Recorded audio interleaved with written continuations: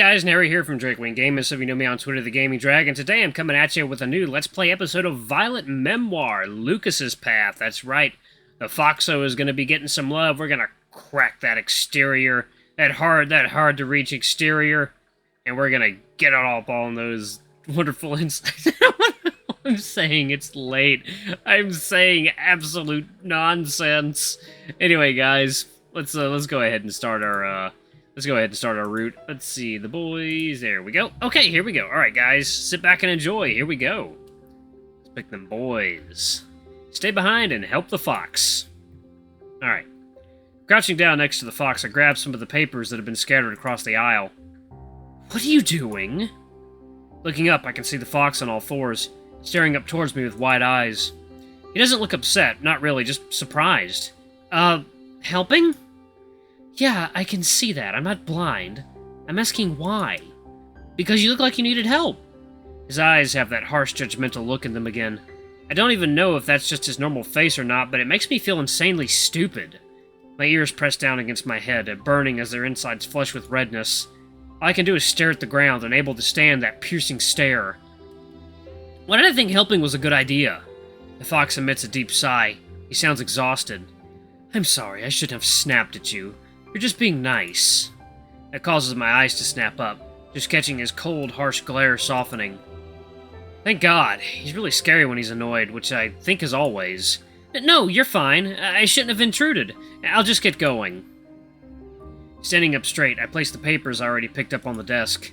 I take a moment to brush the knees of my pants, more out of nervous habit than anything else. As I turn to go, however, the fox quickly speaks up. Wait! I suddenly hear a loud thud and quickly jerk my head around towards the fox. He's sitting on the ground, rubbing his head. His glasses askew and about to fall. Oh God, are you okay? I'm fine. It's okay. I just hit my head getting up. It's nothing.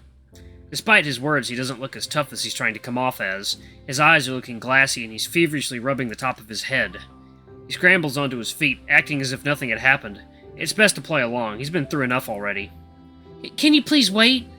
His high-pitched voice sounds pleading, and his accent shows through more than before. It's a reminder for why I wanted to help him in the first place. Expecting an answer, I'm given a lot of silence instead. His nervous gaze is darting between my eyes and the floor like he's trying to solve the world's hardest puzzle. Sorry. He lifts his arms up and grabs his large black ears, shaking his head softly. His grip on them is tight, crushing them in a way that looks painful. His eyes are beginning to look even redder. I can see them watering. I'm about to tell him to stop when he interrupts me. Could you stay? I could really use your help. The breath of relief he gives right after saying that releases so much tension. I can even feel myself relaxing. And that's when he gives me a smile. It's strange to see one on his face, but I think it looks better on him than a scowl. It isn't exactly a happy one, though. It twitches at the corners of his mouth, and his eyes are filled with so much sadness it actually makes my chest tight. But it's a smile nonetheless. More importantly, it looks completely genuine. Something tells me this guy's dealing with a lot of stuff and looks like he could use some support. I've got to steel my resolve and try to be the moral grounded rock. Of course, it's why I came to help. Why you came to help? I mean, that's what I came over to do. My ears burn again. I can feel my entire face going red. I hope he can't see it through my fur. I don't think being the reliable one is for me. Despite my poor attempt at helping, it looks like my actions had an unintentional side effect. The fox lets out a laugh, a full, real laugh. Even if it's at my expense, it feels good to see a happy expression on his face. It's like I could see the sadness fading away. Thank you. It means a lot. It's just common courtesy, nothing to worry about. I bend back down to pick up the last few pieces of paper that are still on the ground. Not just that. Thank you for the, The pauses cause me to look up, and I catch him clawing at his ears again. It still looks as painful as the first time. It must be a nervous habit. Thank you for making me laugh. It's been a really hard day today. No problem. I mean it. I'm happy to help. He relaxes and lets go of his ears. I'm not really sure what makes him tick, but I'm glad I was able to calm him down. As I begin to get up, the fox leans down and offers his hand to help me out. It catches me by surprise. I thought he'd be the type who'd hate people touching him. He looked fragile. Though I'm not one to talk, I'm pretty sure I'm just as much of a twig as him.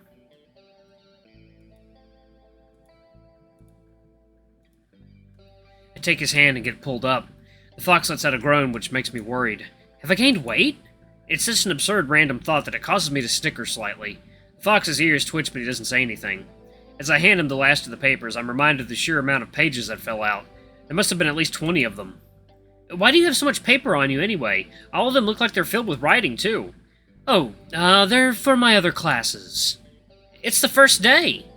Yeah, well, some classes are pretty intense right off the bat. I'm not sure I entirely believe that, but I got no reason to question further. Now I'm curious about something else, though. Are you a freshman? No, I'm a junior. I'm just taking this class to improve my GPA. Oh, that's smart. Picking a fun class to boost your grade. It's not fun. His reaction's a lot snappier than I expected. It's like he spits the words and I can feel the venom in them. That venom wasn't directed towards me, though. God, I regret taking this class so much. I should have just taken the history course. They let me do that course online. At least we'll get to work with the teacher and the other students. That'll make it easier, right? Fuck no. God, I wish it didn't come today. His grip on the papers is tightening, his claws almost piercing into the stack. Maybe we should put the papers away before we rip them. It came out a lot more sassy than I intended, but it doesn't seem like it annoyed him anymore. If anything, it seems to have calmed him down, if just a little bit. He sighs before pushing the papers into his bag, a little rougher than he probably should. Those are definitely going to be a folded mess later. Hopefully he won't mind. Let's just go, please. I hate it here. Oh, yeah, sure. Are you all packed up? Yeah, I just didn't close my bag properly and the papers fell out as I got up. As he clips his bag's flap into place, I get a good look at it. It looks very old, like a flap-over briefcase, but with a shoulder sash. The edges are pretty roughed up and the outer layer of material, which I think is leather, is chipping away. Must be an old hand-me-down from his parents, or maybe even his grandparents. He pulls the sash over his shoulder and almost pushes me out of the way to try and get out of the lecture hall. Jesus, I guess he wasn't kidding when he said he hated it here. Thankfully, the Vulpine doesn't just leave me behind. He waits at the top of the stairs for me to join him. His eyes have warmed up, no longer giving me that cold stare. I think he's warming up to me. He's back to that scowl, but he doesn't look upset. Ooh, that's beautiful. As we walk out of the building, he immediately relaxes. The change is so sudden and instant, it's almost frightening. You really don't like being in there, do you? You have no idea. Thanks for helping me, by the way. I know I'm not exactly the easiest person to deal with. My eyes widen, my ears shoot up. My hands awkwardly waving in front of me. No, you're fine, I swear. You were clearly uncomfortable. I totally understand. Don't stress about it. He seems to think about that for a few seconds. He looks torn, like he wants to say something but can't. Once again, he grabs his ears tightly. I can almost see his claws piercing the skin. Watching it sends a shudder down my back. Even though my ears are small, it still hurts to even lightly tug them, let alone pull them as hard as that. Hey, why don't... No, it's fine. I can talk. I'm not acting cold and aggressive because I'm uncomfortable. It's just the way I am. I'm not trying to be mean. It just comes out that way. My mom always tells me I have resting bitch face. Damn! That's rather harsh, don't you think? I don't think you have that you're that bad. No, I know I do. It doesn't help that I'm always so rude to people. It just comes out. He pushes his face into his hands like he did in class earlier, his glasses sliding up on top of his head. Looks like he has a lot of nervous habits. I think you're fine. Maybe a little abrasive, but once we got talking, you weren't so bad. That's because I'm very aware of it right now. Once things go back to normal, I'm kinda gonna be just assholey as always. Well, I know you don't mean bad by it. Even when I was trying to sit next to you, I could tell you weren't trying to be malicious. You don't give off that vibe. He finally pulls his hands away and adjusts his glasses back into place. I can see his face again. The curves of his mouth are curling into a small smile. Thanks, by the way. Where are we walking to? Oh! I didn't realize we had been walking. I had naturally walked back the way I came. This is the way to my apartment. I'm sorry, I shouldn't have dragged you all this way. He gives a light chuckle. It's a little strained, but it feels like that's from leftover stress. It's fine. I live this way too. Are you in Unipledge by any chance? I still a university apartment complex this way for quite a bit. Oh, yeah, does that mean you live there too? Yeah, I'm glad to know I have a He stops himself mid-sentence, his expression scrunching up like he's in pain. It looks like he's about to start ripping his ears off again, so I cut in. It's seriously nice to have a friend in the same apartment building.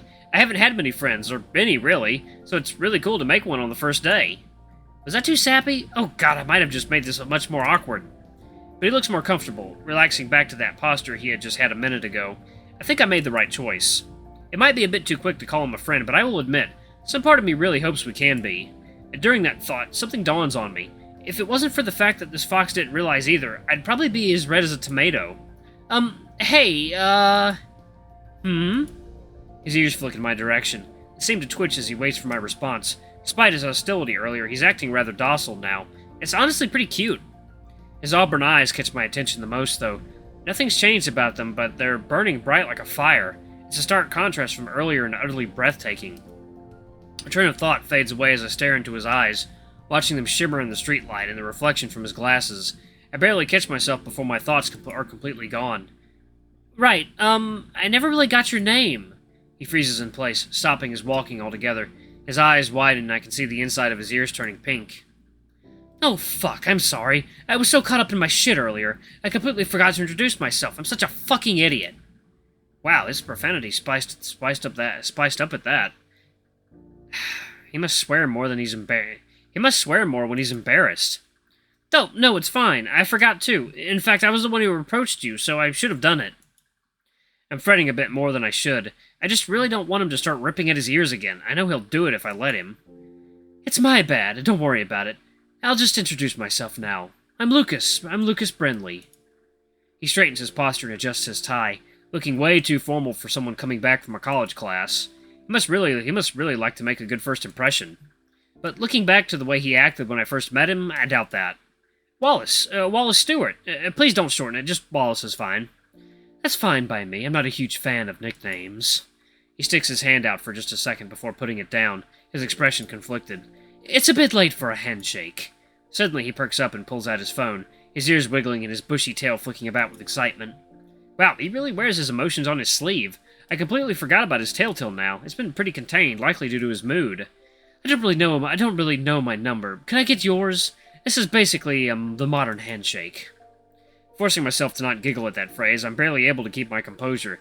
It feels like something a 50-year-old trying to be hip with his grandkids would say. After we finally arrive at the apartment complex, Lucas is looking much calmer than before and weirdly much more active. His tail is swishing back and forth and he's generally more animated. It's not obvious, though. His arms are by his side and he's still got that scowl on his face, but it's the little things that give him away. His ears, eyes, and tail, they're constantly flicking about. They really show off his mood. It's actually really cute, and without realizing it, I'm zoning out while watching the little twitches his ears make. You know, staring is rather rude. There's that snide tone he had before. It isn't as cold, but it's still there. He must have noticed too, because he looks away with a sneer on his face, his sharp canines peeking through the raised lip. Sorry, that came out wrong. Hey, don't worry about it. That's my bad. I was getting distracted. Your staring just made me feel a bit self-conscious. I'm not used to the attention. Oh, sorry, I didn't mean to make you uncomfortable. Don't apologize, it's really not a problem. Honestly, you're rather refreshing. People tend to be scared off by me. It feels good to have a friend. We arrive at the elevator, but Lucas makes no movement to call it, so I do instead. I don't take the elevator. I'm on the first floor, so I just take the stairs. It's less cramped in there. He begins to play with his ears. I tense up a bit before I realize he's just fidgeting with them. I really hope they can handle all the torment they go through. Oh, well, I'll see you on Wednesday? Yeah, I'll catch you then. Thanks for all your help today. He gives a curt nod before walking to the stairs. He's about to open the stairwell door before he turns his head to me, his ears red again. I'm glad you stayed behind, really. Things were pretty bad and I was having a hard time handling it. You really helped me, so thanks. Without giving me any chance to respond, he pushes through the door and into the stairwell, and left staring at the door as it slams shut. What an oddball of stress. But he seems like a good guy, just abrasive. I hope we can be friends. He has rather pretty eyes when he's happy. Back at the apartment, it's surprisingly silent, almost eerie. I'm not sure if it's because people are out partying, out studying for the new classes, or just resting up after the first day. As I unlock my room, it opens up into cold darkness. Having no roommate is great for privacy, but it's a little lonely having no one else to come home to. I try to ignore the yearning for home and flick on the lights. It's not too cold yet. The autumn weather only gives the room a cool wisp that makes my fur tingle. I place my laptop bag on the desk and look around at the sparse furniture located across the room. The bedside tables can barely be called drawers. I'm not sure how they expect us to fit all our clothes in a single one. I'd be able to fit a couple shirts and pants along with my underwear at best. Maybe they thought we'd split the closet between the both of us, but even with that, we shouldn't have much space. I probably open my luggage bag and get to work putting away what I can, hanging up the few formal clothes I have in the closet and shoving the rest into the 2 nightstands. After putting away my shirts in the top drawer of my would-be roommate's nightstand, I try to do the same with my parents, but the bottom drawer won't come out. For a second, I wonder if it's locked before realizing that's stupid, because why would only one nightstand have a lock? After a few more gentle pulls, I begin to lose my patience and put all my weight into dislodging the drawer. For God's sake, just come out! I'm moments away from giving up when I feel it starting to budge, but before I can celebrate, I'm being flung away onto my back. A loud crashing sound thunders across the room as a surge of pain runs up my leg. Groaning, I sit up and assess the damage. Checking over my leg for any injuries to match the spiking ache running up my shin. But there doesn't look to be any real damage. Instead, I find the entire drawer dislodged from the nightstand next to me. It must have smacked my leg on the way out. Ignoring the dull pain, I pick up the drawer and slide back over to the nightstand, but I stop when I notice a glimpse of purple. Leaning closer, I can see a thin book hidden below the bottom drawer. Someone must have really wanted to hide whatever this is. I remove the book from its hiding place. The word diary is the first thing that catches my eye. A small twinge of curiosity rises within me, but I push it down. I don't want to invade someone else's privacy, but what should I do? Well, we're going to read that undiscovered SCP is what we're going to do. Should I just put it back? Well, that seems a bit pointless. Whoever lived here probably forgot all about it. It wouldn't be here otherwise. Toss it away, but they might have accidentally left it behind and want it back. Best case scenario would be returning it to them, but where would I even start? I don't even know who this belongs to, let alone how old this book is. With a deep sigh, I fall back onto my bed. I need some leads to go on. Running my fingers along the edges of the book, I notice something strange about its condition. Other than a small bit of wear near the spine, there's very little markings or damage on the book at all. This book was either barely used, pretty new, or well taken care of. And turning the book over yields even more answers. At the bottom right corner, underneath the barcode, is the manufacturing date. January 2019. That's early last year. That means this probably belonged to the last resident. They might still have them on file. Springing up from my lying down position, I head out the door with an excited bounce to my step. I walk out of the elevator on the ground floor to the feeling of my earlier vigor dissipating. The light clacking of my claws against the floor makes me nervous, the echo reminding me just how empty the lobby is after dark. I slowly shuffle my way closer to the front desk, catching sight of the receptionist. She's a different one from when I checked in this morning. She's tall and thin, but her features are hard to make out. I think she's a sheep of some kind. When I get closer, though, I can see she's actually a poodle. Her fur is puffed out and meticulously groomed to the point it looks like wool. She's packing up for the day. My mouth dries as I check the time on my phone. It's 6:05 p.m. That's 5 minutes after the reception is supposed to have closed. A sickly feeling wells in my stomach, and that's nearly enough to deter me away. But I didn't just come here to back out before even starting. Something tells me if I don't do this now, I'll never do it. Taking a moment to calm down, I force myself to walk up to the counter. The canine doesn't notice me at first, or if she does, she's choosing to ignore me.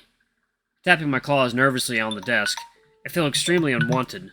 The disdain she's exuding is suffocating. I think I'm getting a headache.